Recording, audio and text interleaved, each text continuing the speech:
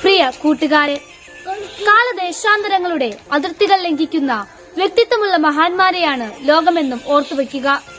4 നൂറ്റാണ്ടുകൾക്കപ്പുറത്ത് ഇപ്രകാരം ജീവിച്ച ഒരു വ്യക്തി ഉണ്ടായിരുന്നു, വിശുദ്ധ വിൻസെന്റ് ഡി പോൾ.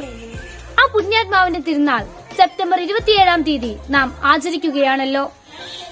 ലോകത്തിൽ സൗരഭ്യം പരത്താൻ 1581-ൽ ഫ്രാൻസിൽ പൊട്ടിവിടർന്ന ഒരു സുന്ദര പുഷ്പമായിരുന്നു വിശുദ്ധ വിൻസെന്റ് ഡി പോൾ.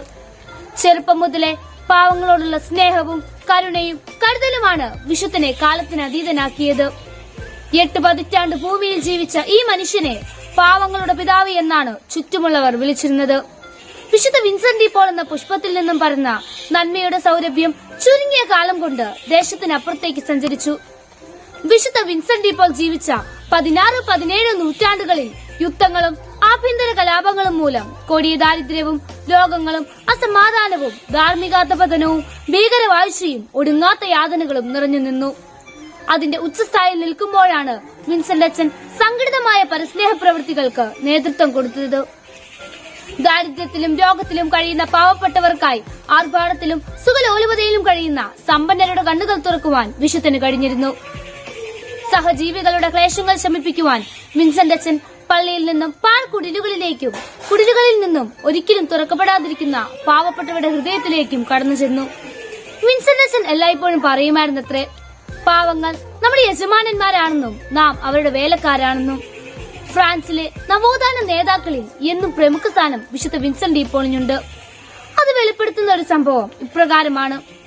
ഫ്രഞ്ച് വിപ്ലവം കൊടുമ്പിരി കൊണ്ടിരിക്കുന്ന സമയം ദേവാലയങ്ങളും ആശ്രമങ്ങളും തകർത്തു മുന്നേറുന്ന വിപ്ലവകാരികൾ തകർക്കാതെ കടന്നുപോയ ഒരു സുന്ദര പ്രതിമയുണ്ടായിരുന്നു. അത് വിശുദ്ധ വിൻസെന്റ് ഡി പോളിന്റേതായിരുന്നു അത്രേ.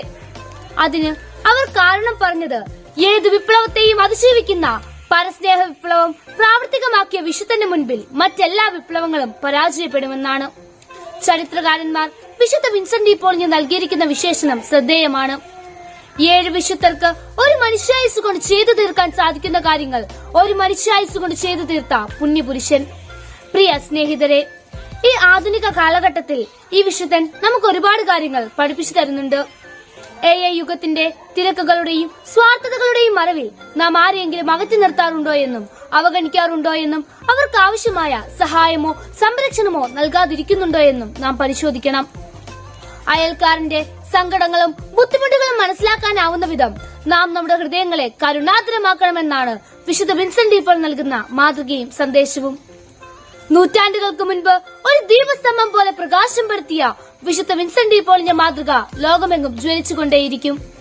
വിശുദ്ധന്റെ പാത പിന്തുടരുവാൻ നമുക്കാകട്ടെ എന്ന് ആശംസിക്കുന്നു. ഒരിക്കൽ കൂടി വിശുദ്ധ വിൻസെന്റ് ഡി പോളിന്റെ തിരുനാൾ മംഗളങ്ങളും നന്മകളും നേരുന്നു. നന്ദി, നമസ്കാരം.